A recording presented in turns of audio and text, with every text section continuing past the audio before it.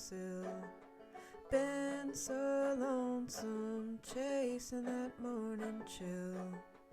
Oh, little red bird, open your mouth and say, been so lonesome, I just about flown away. So long now I've been out in the rain and snow, but winter's come and gone, a little bird told me so. Hello, and welcome to the How I Healed podcast. I am joined today by my co-host, Mary Lou Singleton, who is a family nurse practitioner, herbalist, and apprentice-trained home birth midwife. She has been caring for the health of New Mexican families for over 25 years. Mary Lou believes all healthcare modalities, from allopathic medicine to energy work and everything in between, have healing potential. That healing is always an individual journey to be supported by community, and that when it comes to healing, effectiveness is the measure of the truth. She is a critic of the pharmaceutical industry and the mainstream medical industry, which promotes drug dependence and chronic disease maintenance rather than healing. She believes healing is always possible and co-created the How I Healed podcast to share stories of healing, hope, and recovery. Thanks, Jocelyn. I'm Mary Lou, and I'm here with my lovely co-host, Jocelyn McDonald, who is an artist and storyteller. She is enlivened by the infinite potential of humans to heal and helps others walk this path through her art and music. Her healing practice focuses on making and finding meaning out of the crises and major choice points of our lives. She offers one-on-one support through coaching and archetypical astrology and tarot. She specializes in assisting with psychedelic integration and pharmaceutical cessation. Our guest today is my own personal trainer, Dr. Shannon Connolly. Hello, Dr. Shannon. Thanks so much for being with us today. Hello. Super excited to be here. Yes. So, you and I have been working together since April of last year, and I was just so excited to find you because I had been knowing for a while in my healing my chronic pain and my expressions of rheumatoid arthritis that movement could be beneficial for me. And so as I was looking into, okay, how do I learn to move again after being a competitive dancer for my entire childhood and then really losing my ability to move, and then in the, the fear of further injury, I lost all my muscle tone, lost really all my endurance, and acquired the messaging from the doctors and the rest of the outside world saying that if you hurt, you should rest, and that you're essentially going to damage yourself if you try too hard. And then I came across your work, which was so different because, so often on, like, I guess, Instagram workout or TikTok workout culture, there's such an emphasis on moving the perfect way so that you don't injure yourself. And here is a woman who's saying, actually move. Learn to move your body, learn to incorporate speed and flexibility through movement rather than being so careful with yourself that you're not moving at all. And that was revolutionary for me. So thank you so much for being you and being a completely different voice in the sort of realm of what's out there. Holy cow. Thank you so much. No, I'm like always it's just so awesome to, have somebody who really, yeah, just resonates with that message and, is really just open to a different way of going about doing things. So, hey, like how cool is that? Yeah. Well, and that really brings me to my first question. Let's dive into, how did you get to this place of offering the medicine that you offer? What was it that you went through with your own relationship to your body and with exercise that showed you that there was a new way that you wanted to Yeah. approach? Yeah, definitely. It's like, where do I even start? I feel like it's been such a such a journey. And maybe, yeah, I can kind of start with just my background with movement in general, I will say I came from a pretty competitive, yeah, like high level athlete background, played Division 1 field hockey and in college. And, in that world, it's very, no pain, no pain, no gain, right? If you're not physically dying, then you're not doing something good enough, right? Like very much that mentality, that messaging.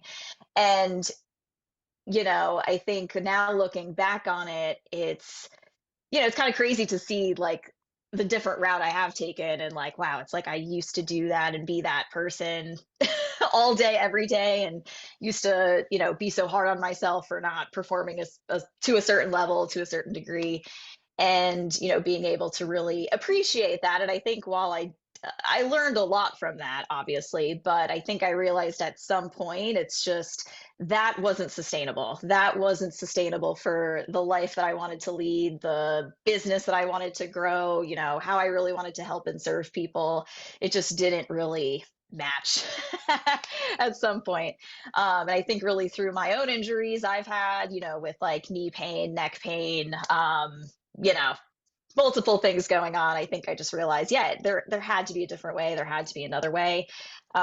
Just trying to find more of this happy medium of, challenge and a healthy amount of stress, because I do understand physiologically that is needed for strength and balance and flexibility, pliability, just all the, human things that we need to do day to day, month to month, year to year. Like you do have to have a certain degree of that, but at the same time, you couldn't just be in this like box of, yeah, like just rest and not moving and not like giving yourself the healthy amount of stress that you need. um so yeah, I think that's kind of what I've been trying to figure out now, and kind of applying it more to like, yeah, yeah, John, like your situation where you've been told not to move, you've been told not to do these things, from doctors, from like professional people that should have like the knowledge and the education. And so it's, yeah, maybe it is kind of like maybe this uphill cultural societal battle, I think, when it comes with to pain and injuries and stuff like that. It's just very much this all or none. It's either you don't do anything or you're just like doing. I guess, yeah, it's like, what is that happy medium? And I think that's really what I've been striving to apply, I guess, in my practice, in my coaching business, so to Mm. speak. Well, I know that part of your story, you mentioned that you had been training as a Division 1 athlete and you had been kind of in that no pain, no gain mentality. And I've seen you share before about injuring yourself, like you were pushing yourself in running, and really kind of like talk to us a little bit about the relationship that you had with your body and the psychological relationship that you had with your own mind when you were in that state of, if I'm not hurting, I must not be putting in the effort. I must be going too Yeah. too soft on myself. Right, right. No, that's like deep. It's hard for me to even think back to that point, because I think I've been out of it for so long. So, I think, and I'll even say, I think my personality type is very much high achiever, type A. Like, I think maybe this happens from childhood, right? I've just been taught, like, you work hard to get what you want in life. And, if you're not hitting that expectation, then yeah, like you're a failure, like you're not good enough, you're not successful enough, kind of thing. And I think maybe that's why even I gravitated towards like a sport, because it did give you that element of challenge and like of success that you knew that not everybody else was reaching. So maybe it was a little egotistical, maybe in nature, in that. And I think that made me feel valid, right? Like that made me feel like I was special or like cool or whatever. I do think that was probably very much maybe what led me down that path to begin with. The relationship I think I had to my body was very much you needed to do something hard in order to be worthy, kind of thing. And yeah, like I think that's probably what led me to, yeah, eventually burn out, get hurt. I remember having pretty much like a total mental breakdown like in college at some point because I was like, this just isn't sustainable anymore, right? It was just getting to the point where it was really affecting my mental health. It was really affecting, yeah, even just we'll say relationships with friends, with family members, stuff like that. So yeah, I feel like I'm getting a little emotional here right now, but I think I really, well, again, learned a lot from that and learned Mhm. maybe the biggest pro I think I did learn out of that experience was that I can do hard things. Like I am very capable of that. And I think that's a great skill to have, but not at the cost of like, again, mental health probably being the most important most important thing, to a human for sure. Yeah, and I know that you had like a completely different relationship with the way that exercise should make you feel and the way it should make you look, because you Yeah, yeah, shared that in your pursuit of running and being like in these different more popular exercise modalities, you were, correct me if I'm wrong, but I feel like I've seen you share this before, that you were like very sensitive to the idea that you would be a certain weight, and now you're completely not sensitive to that. You're like, I'm happy to weigh more because it means like my muscles are building. Like you had yeah, a sensitivity to the way that you should look, which it sounds really related to the kind of competitiveness that you were cultivating through yeah. sports of like, I'm gonna hold myself to a certain standard and I'm not like other people. Like I'm not gonna be weak. Hmm. I'm gonna like look, I'm not just gonna be strong. I'm gonna look a certain way, like look athletic, look Right. little, you know. Yeah. Yeah, absolutely. Um, I'm not even, yeah, I'm trying to think if like, again, this is something that happened. This was a different, I was a different person, we'll say like 10 years ago. So again, maybe it's like Take really us hard back to, to baby it's hard. Shannon. I know, right? Like seriously, yeah. Um, yeah, I mean, I think especially in the female athlete world, yes, they're definitely yeah, especially at that point, probably 10 years ago, that it was probably, better to look slimmer, smaller, not as bulky, not as whatever. I think, that was definitely typical, that's the female athlete beauty standard was to Yeah. be like tone, not too big, but not too small, kind of actually like in the middle, but like toned and, physically appealing or whatever. And I remember actually, I think between high school and my first year of college, like I probably gained like 15 pounds because you were in the gym, you were training. It was just a very different stimulus from what I was in high school. And I remember even today, like, right, Facebook is always fun because you always see like old pictures of yourself pop up and you're like, oh my gosh, like I look very different back then. But I do remember seeing pictures of myself back then around that time being like, oh, like I feel like I look fat. Like I Yeah. look not the skinny little me that I probably always was. And I think even seeing pictures through the years, like I think you probably can tell like how I was training or things that I was doing a little bit differently. Because I remember probably after college when I stopped playing at a higher level, I was like, well, I felt like I really bulked up a lot. I was like, well, I don't want to lift anymore because I became too bulky.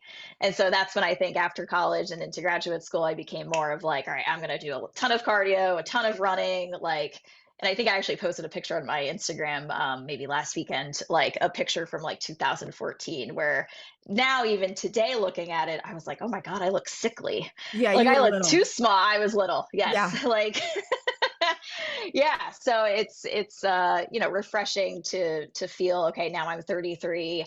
My intention is not to make myself smaller. My intention is fully on what can my body do and how can I explore that, and like how, just pushing those boundaries of like what it can just physically do. And hey, it looks like what it looks like kind of thing. Because I think your body's supposed to change as you get older, right? We're not supposed to stay the same. I think you are supposed to evolve.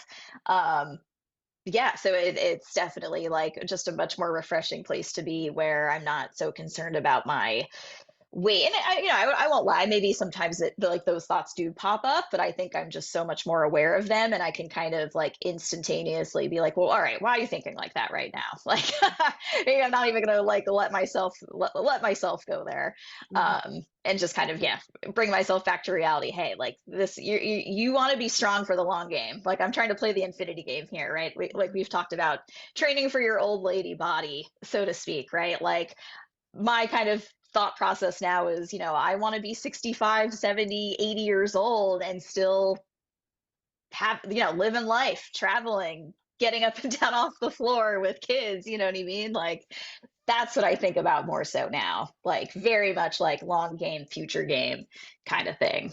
Mm-hmm. I'm really curious because you mentioned the timing of your sort of when you were most hard on yourself and encouraging yourself to be a D1 athlete, encouraging yourself to like run. You were running like marathons and stuff like that, right? In Yeah. wherever it was that you lived. So I'm just thinking like, oh, was that the same Shannon who was like driven to become a chiropractor, and not just become a chiropractor, but you have described your work to me Hmm. as back to back clients. Like, we have to help everybody. They have to come through here churning them through, because it's not good enough to help somebody that, we have to help everybody, and it has to be fast and it has to be like immediate results and keep going.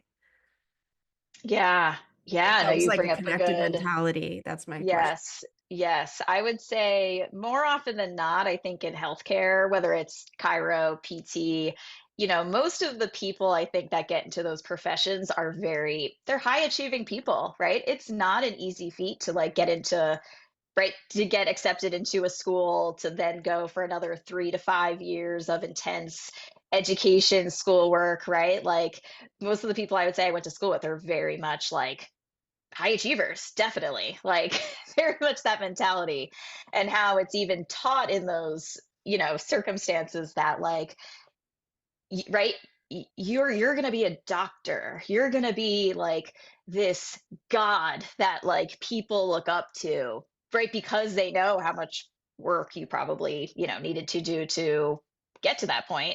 And then to translate that after school, right, oh, you're trying to help, you want to help the world, save the world, right, see as many people as possible. And I think very much, at least my experience with like being in this we'll say more traditional chiropractic model, is, yeah, like how your value is based off of how many people you can see in your daily schedule, not Mm-hmm. about are you actually really helping people, like not even talking about like, oh, did this person get better, like do they feel better, do they feel like they could do more things in life, no, just how many people you can see in a day, how much money you could potentially like bill their insurance. At least again, those were my experiences. And again, like that also led to burnout for me at some point. I think I probably lasted maybe like 2 years doing that, like after school, and was like, again, I can't do this. Like, this is not what I signed up for. I mean, I remember even having another like mental breakdown, Yeah. existential crisis, like, oh gosh, yeah, I guess that's happened a few times in my life. Like, oh my God, did I just make the complete wrong decision here? Like, I was Mm-hmm. like questioning, should I even have gone to school? Oh my Mm. God. Like, Tell us about yeah, that. Tell us more yeah. about that crisis and turning point and what that looked like and felt like and where it led. Oh my God. Yeah. No, I remember like fully having this. I won't lie. I was working for an office and I got let go, fired. Like, they were like, yeah, this isn't working anymore.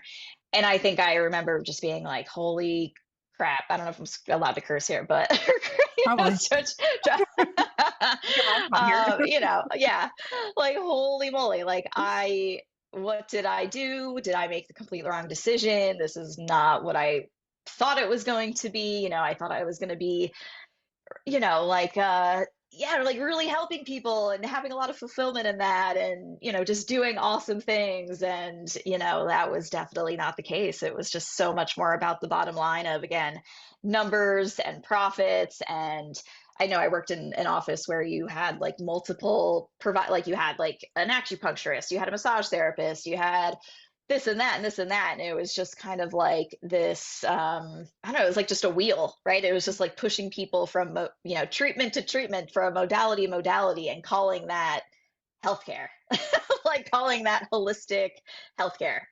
I'm curious um, because you got let go, but it sounds like mhm. it was a terrible fit for you and you were approaching burnout. So maybe like Yeah, you would have wanted to leave. Like yeah, what was the yeah. emotional landscape inside of you Hmm. to get sort of like Right. rejected when when you weren't happy in the first place? I know. It's like one of those things of like, I don't know if you've been in a relationship where nobody wants to be on the receiving end of being broken up with, right? Because that's just like rejection. And like that's probably the worst emotion and feeling to feel.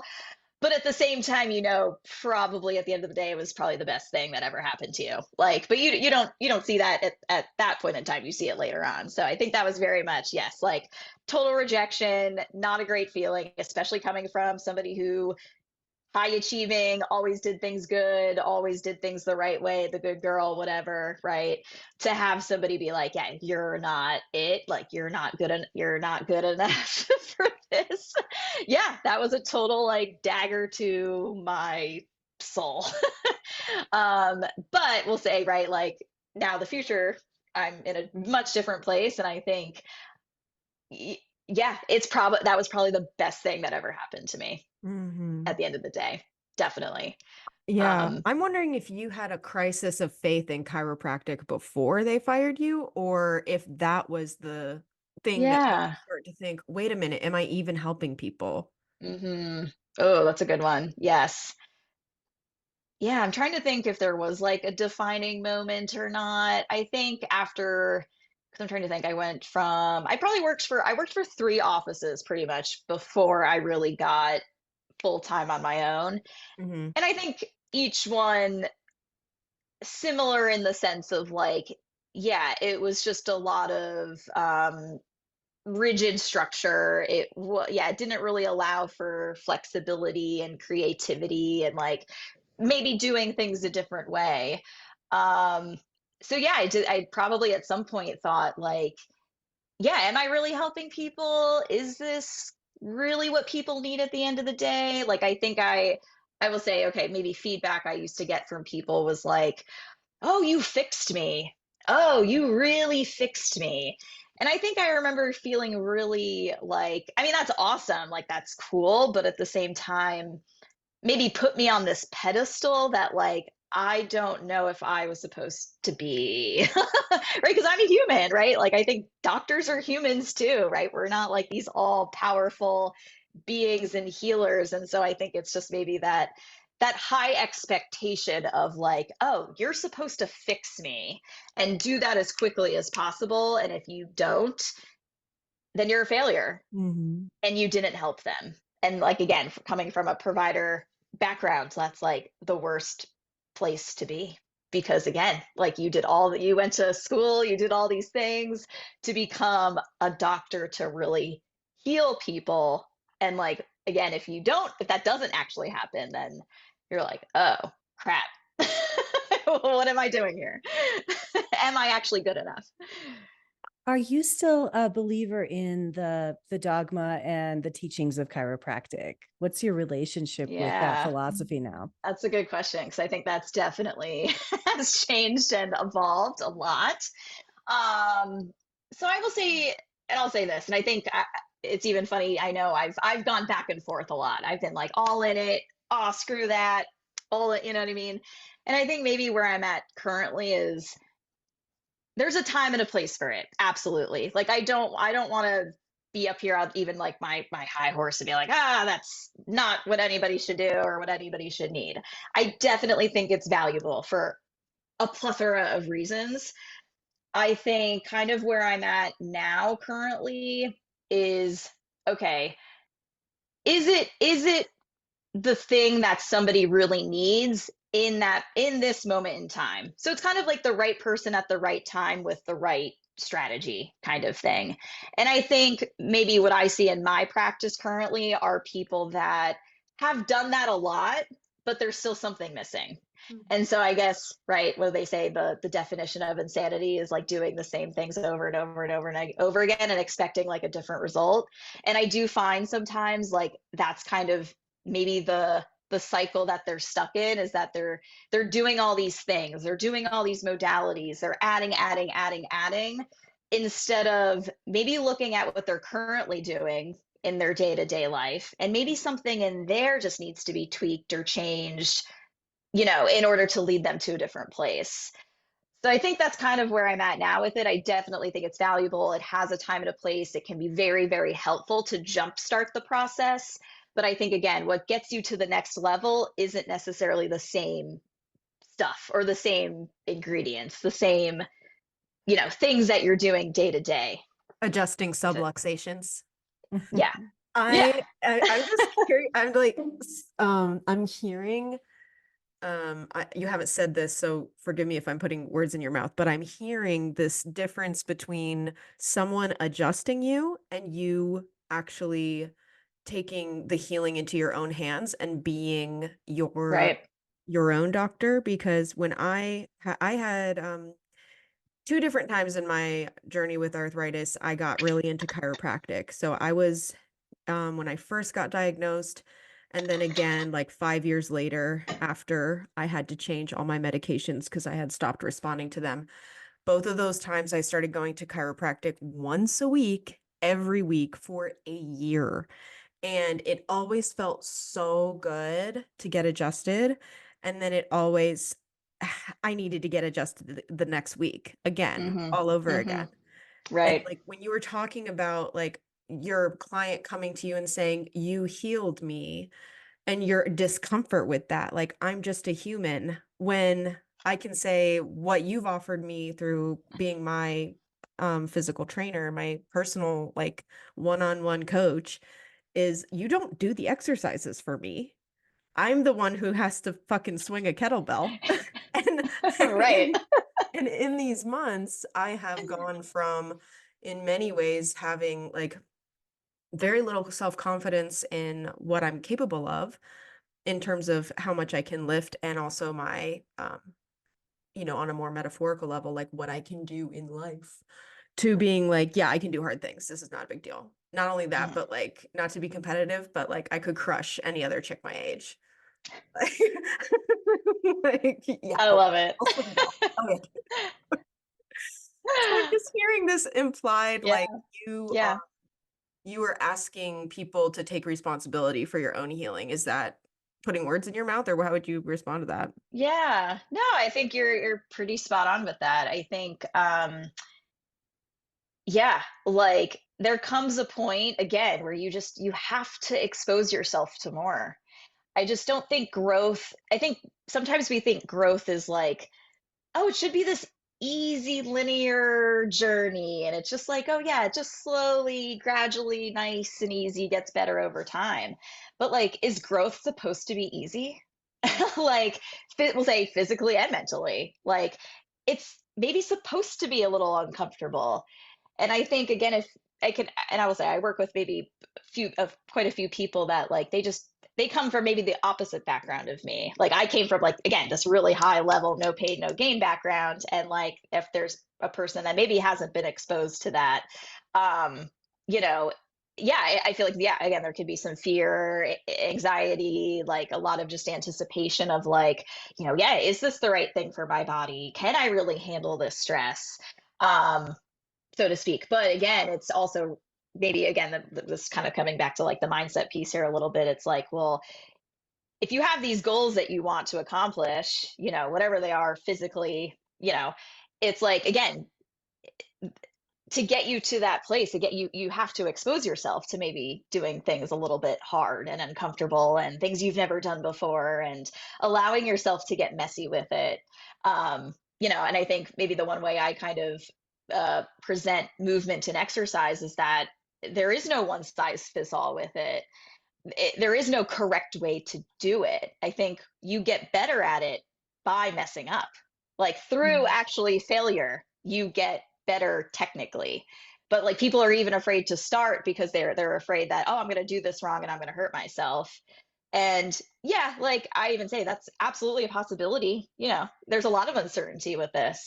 But I think what you're going to learn in the process is actually how to get better at it, like how to move through it a little bit, you know, with grace, I guess.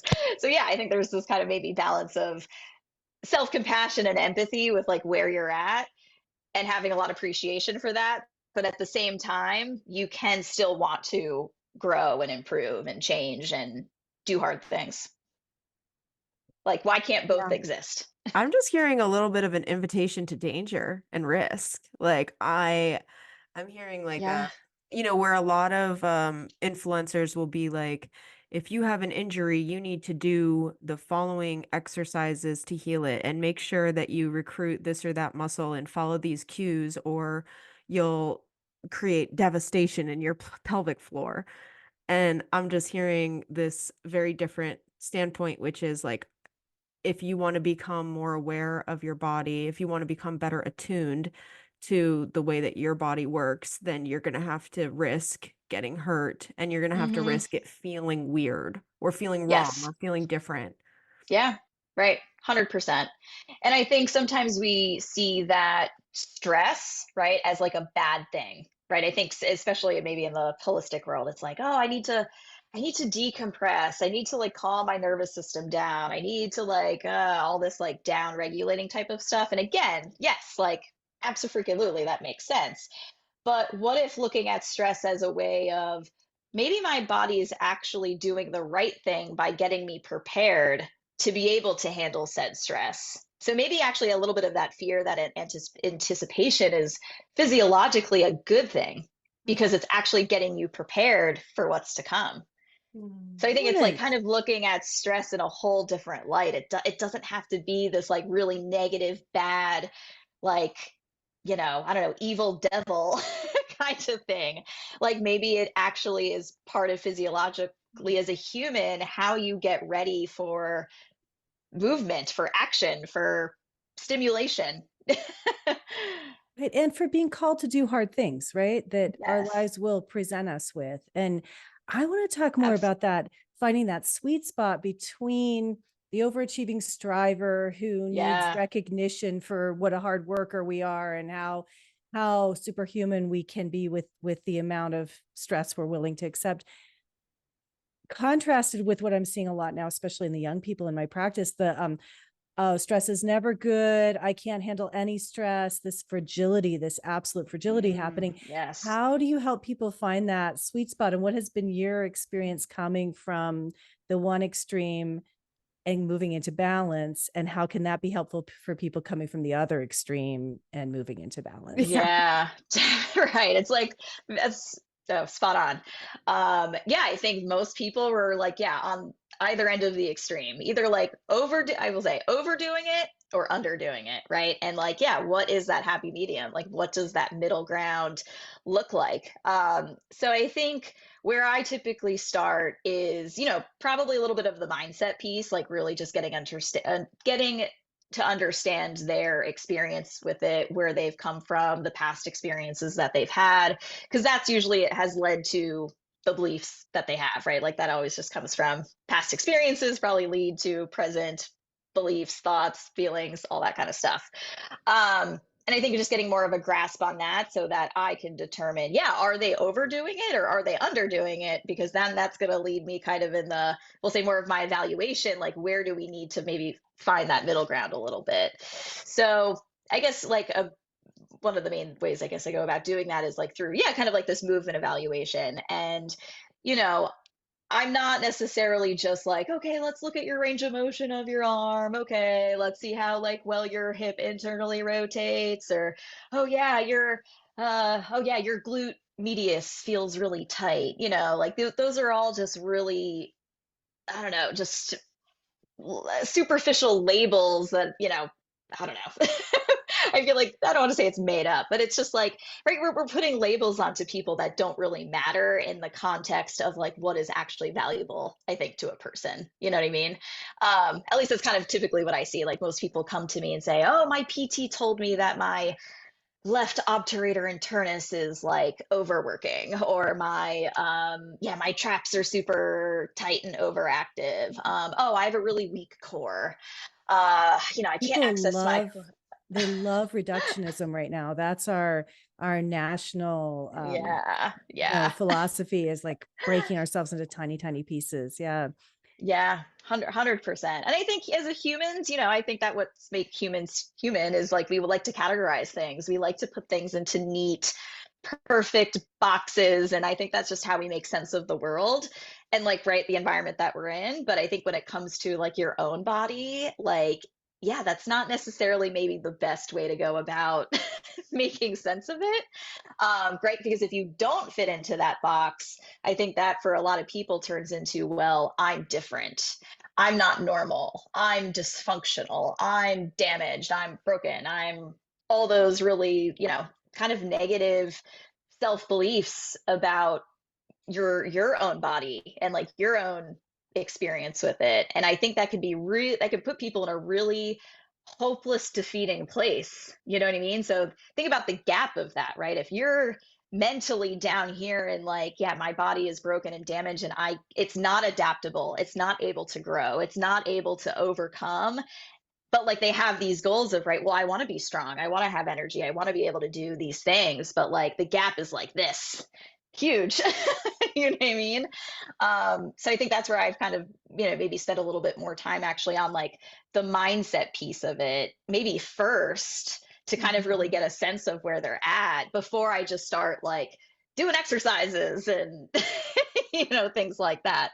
It's kind of like I always tell people, like, me just giving you an exercise or a tool without really understanding the human you are and like the intricacies of that is like throwing right spaghetti at the wall and just like hoping something sticks. Like that's not a really, I think, smart strategy, I guess, at the end of the day.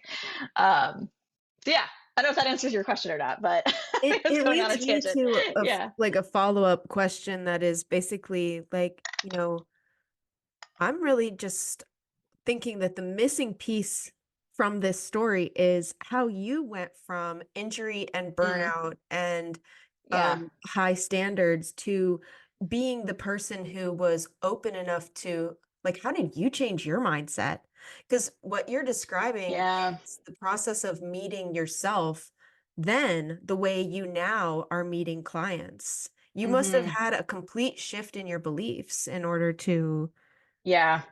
make such a dramatic change. 100%. Yeah. No, I would definitely say I'm not, yeah, not the same person at all from where I was at, even when I graduated chiropractic school like 7 years ago. Um, and I think I will say, I think COVID actually had a lot to do with it. I always think actually now, if COVID never happened, I don't know if I would be where I'm at. So again, a really kind of terrible thing, but like again, led me to the place that I'm at. So I started my practice actually in my physical practice in New York City, Wall Street area, right? It's funny how I went from like doing what I was doing at offices and turned into like starting my practice in the same way. Kind of funny, but I had to call myself out on that real quick. But I was like, oh, I'm just doing the exact same thing that I just learned that I didn't want to do anymore. But anyway, COVID happened. New York City, right, just went poof overnight. Pretty much went from seeing, a good solid amount of clients per day to like zero. And I was like, yeah, I really had to pivot. I was like, what the hell am I going to do? So I think that's when I started doing the virtual stuff and like, right, I can't touch people virtually. So, hey, you had to move. I had them do different, drills, exercises, movements, breathing, whatever. I think that was kind of like where I kind of started maybe more of this active, you know, journey. And I realized that really helped. Like, and I was like, wow, I could still help people without putting my hands on them. That's awesome. Wow. Like that just opened a like new door opportunity for me. And I think coming from also like a exercise fitness background, I knew that was something I still worked out, still really genuinely enjoyed. And I was like, maybe there's a way I could really like blend these two worlds together. And I think I also will say kind of, I have mentors that I've learned a lot from, and I kind of recognized that like they were doing this. And I was like, oh, maybe I could learn that too. So I think that's kind of what led me to just learn more about, the real intricacies of like strength and conditioning and fitness, but like how to really apply it in a rehab setting, and really just how to kind of like dose it in the right way for people, which again is a really nuanced skill. Like again, something I did not learn in school. Like that was not something that was, we didn't have a class on like exercise prescription for the rehab general population. Like that was not a chiropractic school class. But I think just learning from mentors, learning from people who are really successful with it, learning from coaches that just got good results with people. Like in my mind, I was like, well, those are probably the best people to learn from. Maybe not this like continuing official education course that's just meant for like to retain your license. And I think honestly, just a money grab at the end of the day, but kind of going outside that box and just really looking for like people who are doing it already. You know what I mean? So I think just like leaning into that, talking to them, hearing how they spoke, hearing how they explained things, hearing just like the mindset that they had, I was like, this makes a lot of sense. I don't know. It's just like, yeah, I don't know if you've ever been in one of those situations where you just kind of like, you're just like, oh, like, well, how did I not think like this before? Like, how did I not think like this before? Um, so yeah, I think that's kind of led me to like what I'm doing currently, which is right, not your traditional chiropractic stuff. Like it is, it's strength and conditioning. Honestly, it's strength and conditioning with like a rehab pain emphasis, right? Like those strength, conditioning, fitness, exercise are like some of the best tools for pain. But I think what is kind of missing is that a lot of providers, just because of the restraints that they do have or the business or like the practices that they are in, it just doesn't allow for that creativity and that nuance to happen. And so, hey, like that's why I have my own business, because now I can kind of do what I want. And I'm not limited by time or, I mean, obviously money is always a thing, but like, hey, I feel like I've built something to allow me that freedom a little bit more and to do things in a different way that, I couldn't do in an office like that. Are you still in New York? Where are you now? So I'm physically located in New Jersey. And actually, we bought this house that we're currently in a few years back, and luckily we have like a detached garage space that actually had like somebody had their office, back there, and we just converted it to like a gym. So I do see some people locally, and they just come to my house. Hey, let's go. Like, yeah, come to my back garage space. I just have like, mats, kettlebells, bands, balls, a few really simple pieces of equipment. But I think it just provides that environment for them to explore, to like do things differently, right? Yeah, this is definitely not your traditional like doctor, sterile, like limiting, office by any means. Um, yeah, so I think that's the best way to learn movement, is to like again allow that space and environment to happen, allow them to get messy with it, allow them to learn what feels good for them and what doesn't. And I think that's really what the sweet spot is. It's like, kind of maybe coaching them along the way to be like, all right, let's try this out. I know it might be like maybe looks a little scary at first, but like let's give it a try. And then we'll determine if it's the right thing for you or not. Kind of thing. So yeah. That's where I'm at now.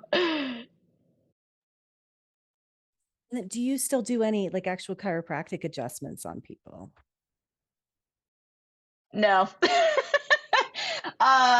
Maybe like I'll say sometimes my friends and family like will maybe ask me. And maybe I will say maybe I can count on the times on one hand if I do see people in person, like maybe there is a day where they are feeling really run down, like I'm not feeling great. Okay, let's do a little bit of movement and then okay, I'll do some table work. But like that's very rare now. I think just because maybe the type of person I am catering to like has done that already.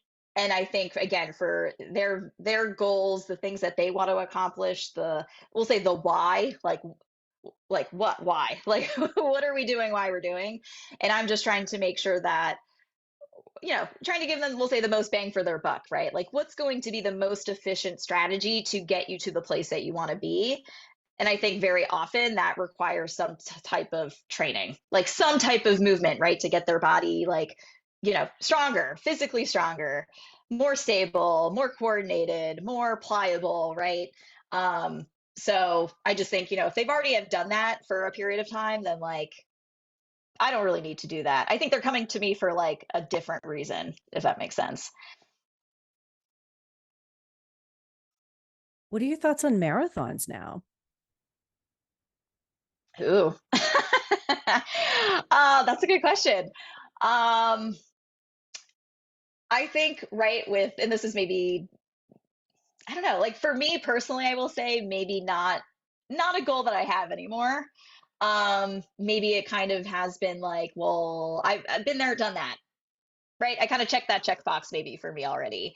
Um, and I think now just like as my goals kind of shift and change, I think there's just other things that I want to experiment with and get good at, and just be really open to all the different things and not necessarily just kind of like caught in one thing. um and I think this is typically something I actually will say I see maybe with some of the people I work with, is that maybe they do have that one thing that they really enjoy, right? Maybe it's yoga or Pilates or running, right? It's like they found this one thing that they really, really, really, really like. And like, that's amazing. That's awesome. Like, thumbs up. Yes, that's a part of it for sure. But I think, right, that's also really limiting though. Because I think if you become so, right, you're just putting yourself in one box and you're kind of missing out maybe on all the other possibilities, tools, strategies you could also incorporate that would also support the goal that you have, if that makes sense. And I think I see this a lot specific, and not to call anybody out who does yoga or Pilates, again, like great, awesome tools, like absolutely. But again, like there may be, depending on the goal that they have or the problem that they have, there we might have to grab from other modalities, other methods to get you to the place that you want to go, kind of thing.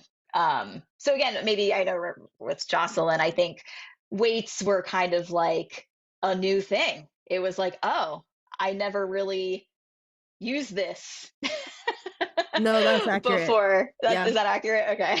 Yeah.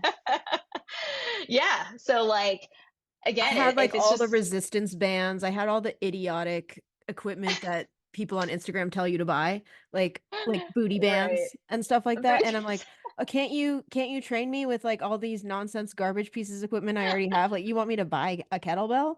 Well, You want me to buy a 35-pound kettlebell? Like what? only a monster could lift that. Like Yeah. I'm having trouble with 10. Exactly. Yeah. But I think, right, maybe my skill as a coach is to like present that in a way that somebody feels really comfortable with, right? It's not like, oh yeah, we're going to use the 35-pound kettlebell and we're do like freaking strict presses with it. No, we're going to do other things that I know you could probably most likely handle for sure. Mhm. So I think it's like, and I don't want to say I did not coin this term, but it's like not being a slave to the methods. Mhm. So it's not putting yourself into one like box of like, this is what I do, right? And this is my identity because I do this and I like it and I enjoy it. It's like maybe you could find like something with kettlebells that you really enjoy, that you just didn't really, you didn't think of that as a possibility because you've never maybe been exposed to it in a way that just like matches where you're at, kind of thing. So I think that's it. Yeah, I use a lot of kettlebells. It's maybe one of my go-to tools just because I think it's really like simple for people to grasp once they get the kind of like, maybe technique of it. But I think it kind of empowers people to feel like, oh, I can pick up a 30-pound weight, 35-pound weight. Like that's freaking awesome. Like when I thought I couldn't do that, but I could. So maybe it's like disproving their own belief sometimes with through physical movement. And I think that's kind of usually the experience or the maybe reaction that I do get. It's like, oh, I didn't know I could do that. Oh, that looked really scary at first, but like, oh, I did it. And like what, like how empowering is that for like somebody's confidence, somebody's like inner self belief about their body and themselves to realize that they can do hard things even though they probably thought that they couldn't. like like what a awesome, like, I don't know, just place to be, for me as a coach to witness that, but then for them equally to really like knock down that barrier within themselves. And I think like, what, to me, that's optimal health. Like I can't think of anything else that would like be such a better representation of like optimal true health. I'm just reminded of a post that you shared when, because I see this all the time with the type of woman, especially women, who are training in yoga and Pilates only and and light weights, and the almost fear of injury from larger weights or fear of becoming too bulky from larger weights Hmm. is, what you had said was like, okay, so you're going to train with a 10-pound weight and you're going to do like 80 reps or something in order to feel any type of burn. Meanwhile, your toddler weighs 40 pounds and is running toward the street. Like, what Yeah. are you like? What are you training for? Strength is not just so that you can fit into your lycra suit. It's not just so that you can, avoid the censure or judgment of people who would call you fat. It's so that you can show up to life with courage and capacity, because like your 40-pound Hmm. toddler needs you to be Yeah. able to run after her. 100%. Definitely. Yes. Yeah. And it's funny how, like, right, heavy weights gets this, I don't want to lift heavy. Heavy's Mm, bad. But I think heavy is really relative too. Like, what's heavy to one person isn't heavy to another. So it's interesting, again, like how we've just categorized heavy is heavy. And, so yeah, like there is a lot of, I think, nuance and like context to that. Um, and I think it's easy to like judge numbers too when it comes to weights, and how like a lot of people will see a 25, like, oh, that's how, or even sometimes like when I'm working with people physically, I'm like, yeah, we're going to use this weight. And before they've even like touched it, they're like, what number is that? How heavy is that? And I'm just like, just pick it up. Let's find out. Like, let's see how it goes. And then they pick it up and they're like, oh, that wasn't that bad. How much is that? I was like, that was 25 pounds or 30 pounds or 30, even 35 pounds. And they're like, oh, what? Oh my God. Right. I've only used my 5-pound little dumbbells forever. mhm. So yeah, I think heavy, yeah, it's like, why is heavy bad? Like, again, like it goes back to just like how you visualize stress and like things that are hard. Like, why is hard bad? Like, why is hard such a bad thing? Like, you know what I mean? Um, so Because again, it's stress kind is of making us like, sick.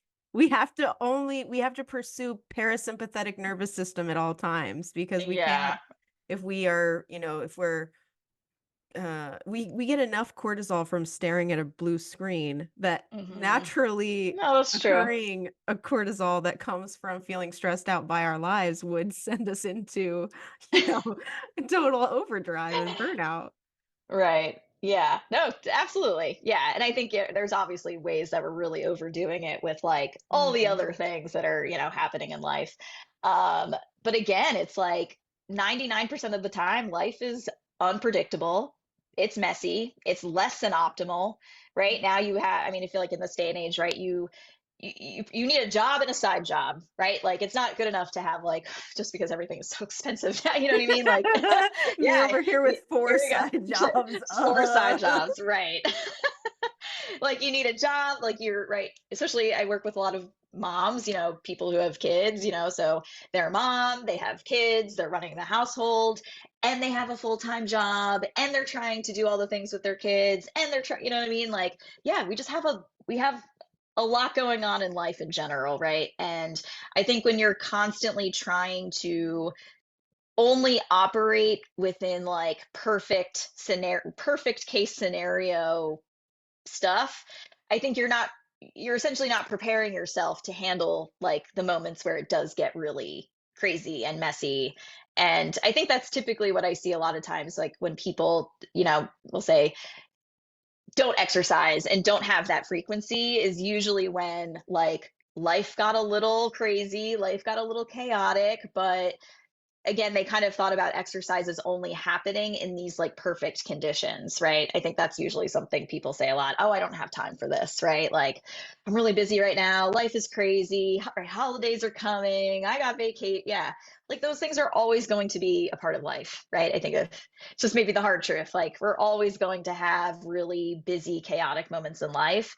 And so part of, I think, training is teaching you the skill of like, well, how can I still do this and operate within a really chaotic time? And that's why I will say I hate for, and this is the time of year where you start to see all these like, oh, do the 6 week challenge, 2024, start the year off right, rah, rah, rah. And it's like, okay, you do that for 6 weeks and then what? You stop, right? And that's what just puts people on this like vicious cycle of like, oh, I was doing really well, but then life got crazy, and then I tried to do it again, but then I got hurt because I haven't done anything in a while, and then I rested, and then I'm going to try again. Oh, but then I got hurt again. I got to go to the PT or the chiro, and then it's like this just off and on again cycle, and it's like you haven't even like, there's nothing to show like you haven't gotten stronger, you haven't gotten fitter, like. And I think that's what really makes people super, yeah, again, a really discouraging place to be, 100%. Like of course, I'd probably feel the exact same way. But I think that's kind of the deeper level skill maybe I'm trying to help people navigate is like, what can we still do regardless, even if it's freaking insane? Like, yeah, the plan doesn't have to look the same all the time. It can pivot, it can change, it needs to be flexible. But again, I think fitness is often put in this box of like, I have to work out like 5 days a week or else I'm not doing it great. Right? Kind It of thing. becomes another I opportunity to judge ourselves. Yeah, right. Come I with love it that you've taken a new spin on this. The common critique I hear in healthcare about chiropractic is, well, people have to keep going back. Like it's, obviously isn't working because they have to keep going back. And here you're working in a way where people understand, yes, you have to do the maintenance work. You have to keep coming back to what you're doing for yourself. But it's on them, the agency's on them, not I have to go visit this particular person with the magic potion or the magic trick.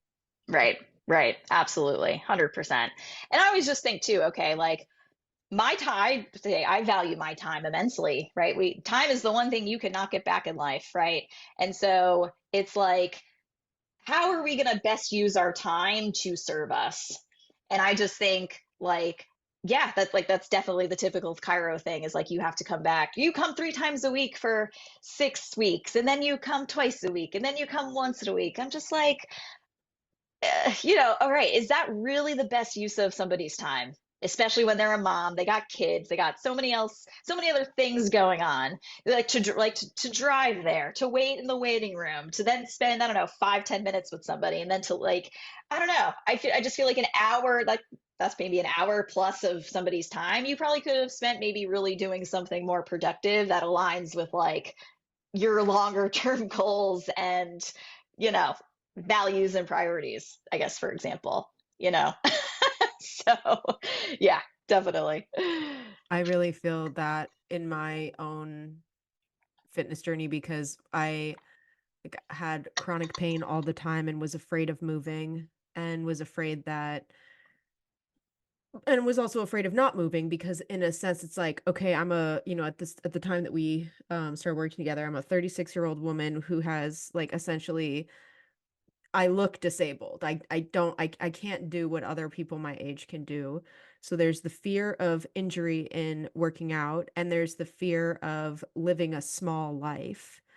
And when I would do stuff like chiropractic or even acupuncture, which I think has immense value, there's an immediate um there's an immediate like difference in how you feel. And so you think like, okay, this is working because the effects are immediate. And with training, the Yeah, effects are drawn out because you don't recognize the difference in how fast you are or how you can maintain a higher rate for a longer time until you've right. been doing it for a long time.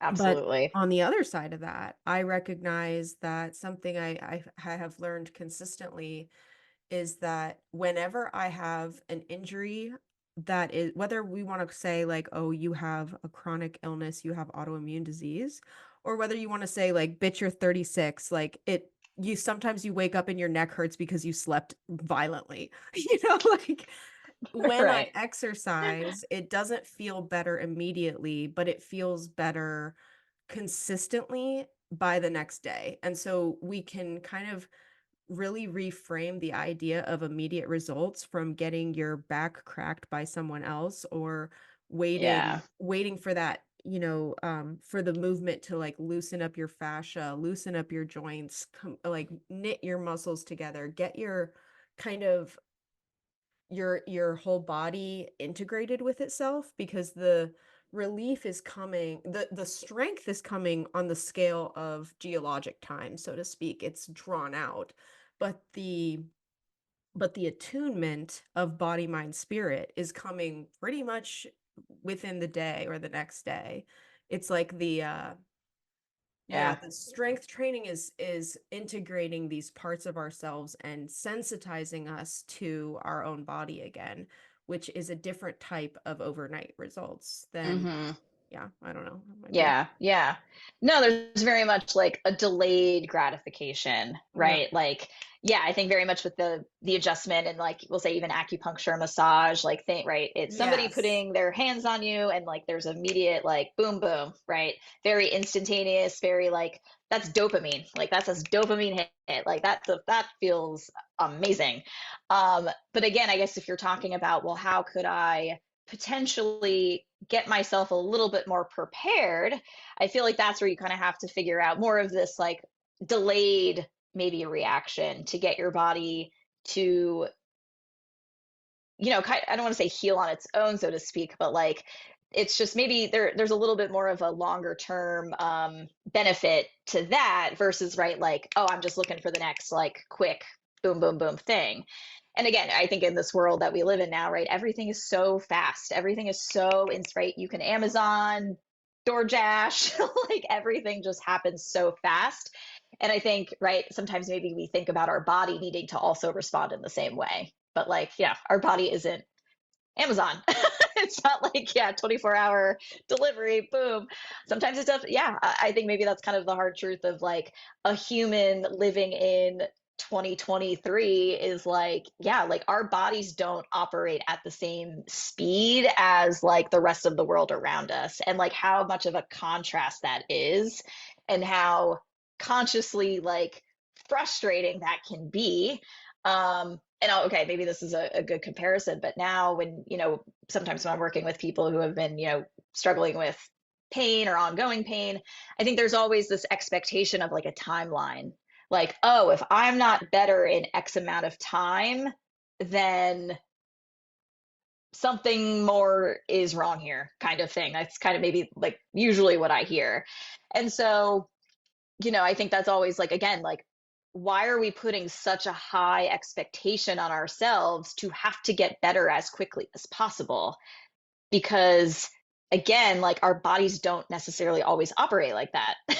So it's like, why don't we build in time? Why don't we actually allow ourselves and appreciate maybe this is going to take more time than we expect it to, and that's okay. And kind of like really taking the pressure off of that. And that's why I would say I work with people for a minimum of 20 weeks. 20 weeks at least. I feel like I'm even kind of maybe even pushing that a little bit longer, because again, if we're just trying to make all these, quick fixes within a certain amount of time, it's like, well, how sustainable are those fixes really? Like, is it really just kind of putting a band-aid on the situation, like a band-aid on a leaky pipe and calling it, oh, we fixed ourselves? Like maybe we have to spend a little bit more time figuring out, okay, where did this leak come from? What do we need? What are the tools that we need? Okay, now let's get a game plan together. How are we going to do this like the most efficient way? So that we're more built to last. We're not built to break, kind of thing. So yeah, no, that just kind of popped in my mind too, just like this timeline, this expectation, like, yeah, like why are we so why do we always just want things so fast? Like, is fast better? Question mark. I don't know. Maybe not. That's I mean, it's a timeless question, right? That's Keynesian Yeah. economics, maximize short-term gains. But Yeah. Right. I want to go back to something you said earlier, of the little weights versus the big weights and women not wanting to get big. Yeah. How do you address that issue both within yourself and with the people you work with, especially the women, on the difference between doing the work because you want to look another way to others versus doing the work because you want to feel better yourself? Self. Yeah. Yeah. No, that's a good like differentiation, I guess, to make. and I will say, and this is something maybe I've even gone back and forth with, and maybe I am trying to find this happy medium of like, I think on one side, if it's all about looking a certain way, being a certain weight, because that is what you feel like you need to feel worthy in life or society, I think that's obviously one side of the spectrum, but I think you can still want to change the way you look, but have it for right, just like general health reasons. Like, I don't think that's necessarily a bad goal to have. So I guess I don't want to necessarily hash or like, bad maths, like wanting to look a certain way. I think we'll say the deeper level reasoning behind it is always maybe what I'm trying to get towards. So I think maybe that's the questions I'm trying to ask. Like, is this like a self-worthiness type of aesthetic goal, right? Because I feel like I'm a better person if I'm X pounds. Or like, I think sometimes often too, as I work with aging women, it's like, oh, I want to look like I'm 25 again. And it's like, well, you're 45, you're 50. Like, are we supposed to look 25 at 50? I don't think so, Um, but I think if they look at it from like, well, I know this is just going to help me have more energy or like have more mental clarity or be able to do the things that I want to do in life for, more of that longevity maybe side of things. Like, that's a very different, I guess, like context to it. Um, so I think, yeah, maybe that's kind of where maybe I'm trying to question them in the beginning of like which side is it more. And then I think always coming back to, right, like timeline. Okay, like obviously those physical changes don't happen within a short time frame. Like, that's definitely something that absolutely takes time. And maybe even appreciating the fact that it probably takes way more time and maybe even like, I don't want to say dedication, but like, again, if you're trying to look a different way, that requires, again, like a complete personal lifestyle transformation overhaul, right? Like, again, the things that you're currently doing day to day aren't going to they cannot look the same if you really want to like physically look a different way. It's like you become a completely different person. And so, um, I guess it's like kind of maybe figuring out like, is that something that they actually really want to do? Like, do they really want this like deep personal, physical, mental transformation? Or are they just looking for like more of a simplistic way of like, well, how can I just like dose this into my life? Because my life is crazy and like I'm busy and like, just trying to figure out what really matters to them maybe at the end of the day. Like, yeah, it really maybe is getting to that deeper why. Like, why do you want that? Why does that actually matter? Does it really matter? Kind of thing. Yeah. I don't know if that answers that question.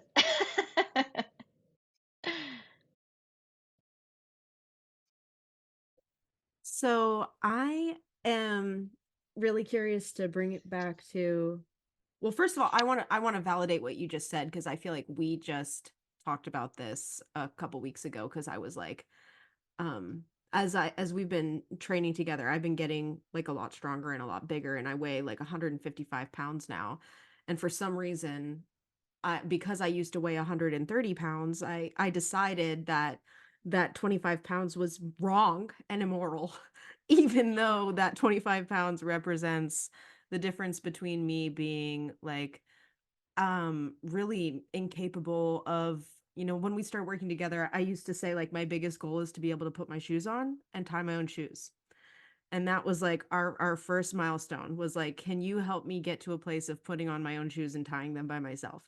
And now I'm like a full-time woodworker, building furniture that's heavier than I am, lifting furniture that's so heavy it's like scary. It's definitely scarier than a kettlebell. And so like can the extra weight be, can I, even as a feminist and as a woman who knows better, can I release this external societal conditioning belief that says for some reason 25 pounds more than 130 pounds is the difference between being a worthwhile woman and being wrong or bad or lazy or fat or just too much, just too much. So Yeah. I love that. Yeah, I love the attention to like capability rather than how you are perceived by others. Right. Um, but I just Absolutely. want to return, like, I feel like we're wrapping up this interview and I feel like we're getting to like a good sense of your story, but I have a lingering question about your own response to stress and your having developed this capacity to be with and tolerate higher degrees of chaos. You talked about that a lot.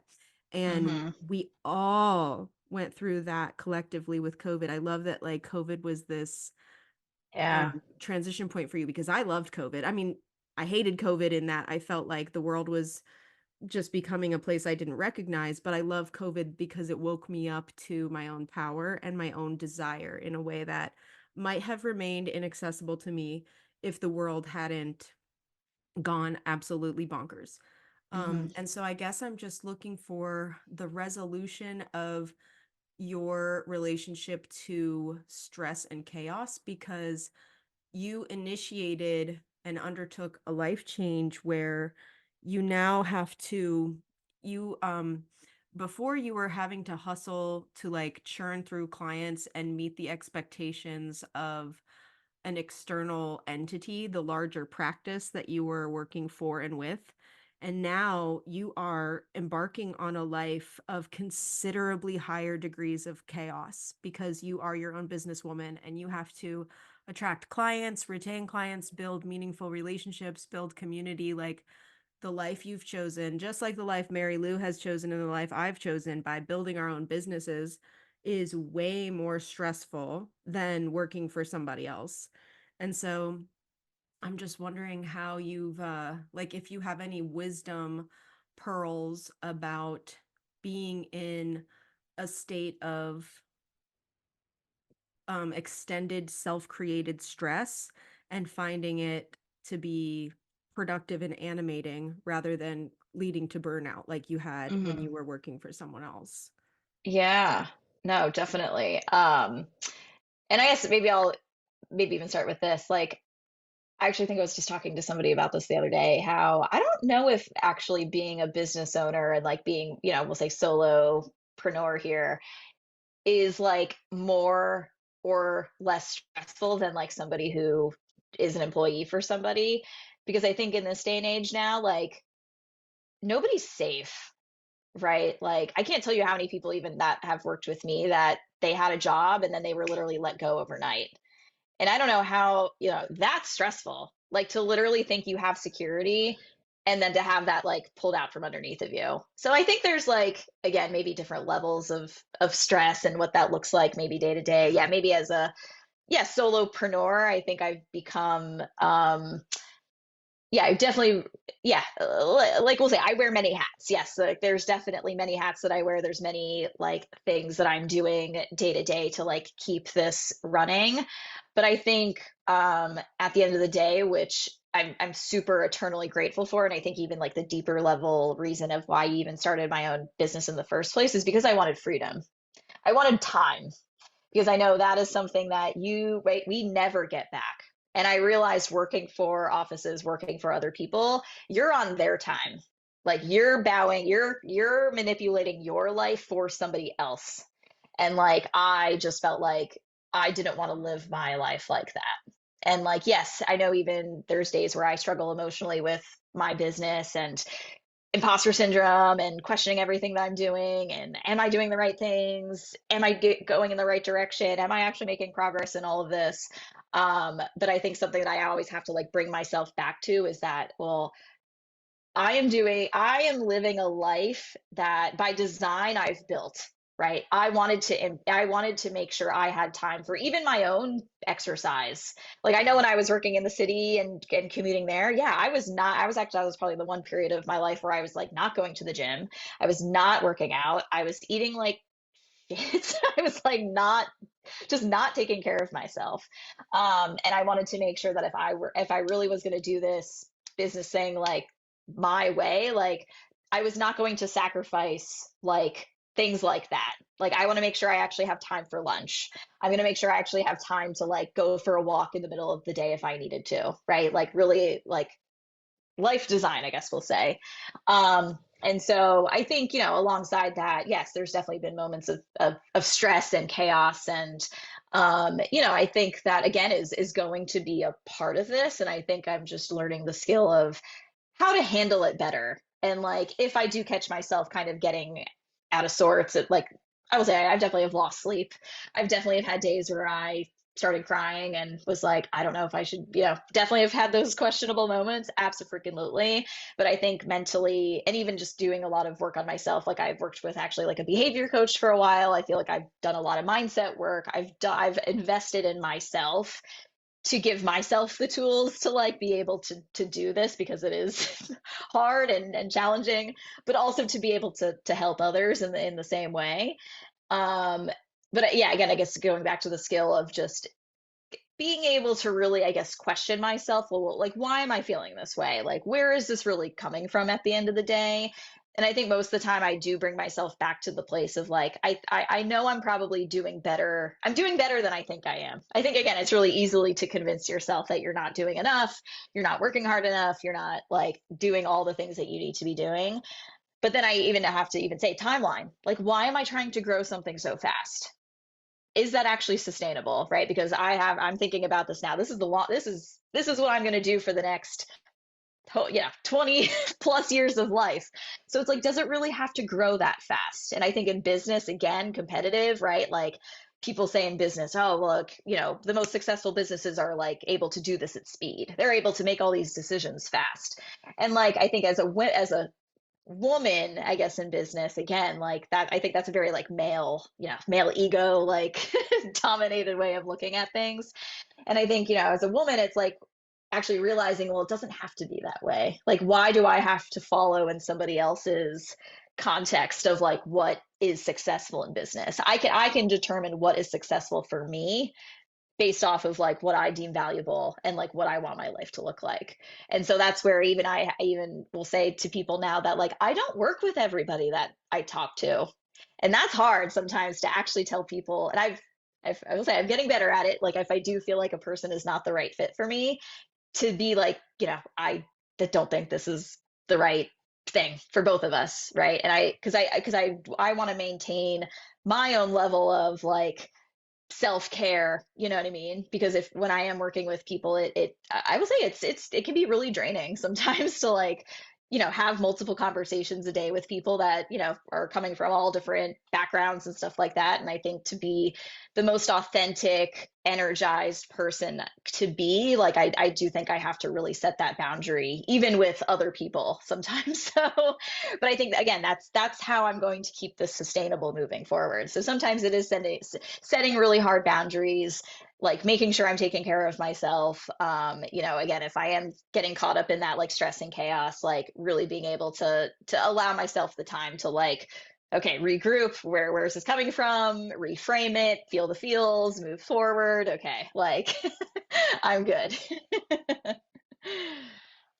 So yeah, I don't know if that answers everything, but Yeah, no, definitely. I think there's a lot of wisdom in all that, like feeling the feels and just like having a higher tolerance for everything that comes up. Like, yeah, is what's coming up a warning that I'm actually no longer in integrity, or is this just am I putting pressure on myself again? Am I creating fears? right. Yeah, no, absolutely. Yeah. Yeah, no, it's just, I think at the end of the day, what's really valuable to me, even just as a human, is, I just want to make sure I lead a life that is authentic to me, is supporting and uplifting of my family and the people in my community. Maybe it is like leaving a mark on society that's, different from the norm. Um, I'm trying to think of like other things that are super, but yeah, like I want to be, yeah, again, I go back to like, I want to be a fit old lady. Yeah. Like that's definitely something that I want to become for sure, right? And I know I'm 33, and it's funny, I work with a lot of like people that are, 10, 20, 30 years older than me. But it's always interesting, it's always cool to talk to somebody who, right, has been on this earth longer than me, and to kind of hear their mentality about it. And I think it always comes back to like, um, sometimes like I wish I did this sooner. Mm. Like again, because time is precious and time is something we don't get back. So it's I don't know, it always just kind of sits with me, like hearing older people talk of sometimes I wish I took care of myself more. Like I wish I was able to lead a more authentic life of like what I wanted to do. And so I think I'm really just trying to actually take that wisdom and like put it into practice in the present. And like, just yeah, like it's like honestly, at the end of the day, the one maybe truth of the fact is that we're all going to die one day. We're all not going to be here one day. So it's just like, how do you really want to spend your time? How do you really want to spend your life? Even I have to like bring myself back to reality sometimes. Like, is it like, okay, money, right? I know we're all stressed about sometimes about finances, but like, as long as I can put food on the table, a house, a roof over my head, I can do the things that I want to do. Like, do I really need all the extra stuff? I think that's easy to get caught up in society with like needing the bigger house, the nicer car, the nicer this, the nicer that. But I think as long as my like needs are met, then like I think I'm doing actually pretty well in life. Yeah. So, Hmm. yay. Well, thank you Yay. so much for sharing your story. Yeah, I loved to find out that we have this shared value about freedom, especially, and I hear so much in your story about maintaining your freedom through the life that you've chosen, and also like empowering people to understand that their health is their sovereignty. When you Yeah. are mobile, Yeah. then you are independent, and when you're independent, then you're sovereign. And so yeah, it's so deep. So thank you. Thank you so much. That was such a great interview. Thanks for being with us, Shannon. Thanks for tuning in to the How I Healed podcast. We are so happy to have you. If you liked this podcast, please consider sharing it with a friend. Like it, subscribe to us on Substack, Spotify, Apple Podcasts, leave us a review. We are so excited to receive your feedback. So do drop us a line at howihealedpodcast@gmail.com if you would like to send us a message. You can also reach us on Instagram or Facebook or Twitter, all the usual spots. So thanks again for tuning in and for supporting our project.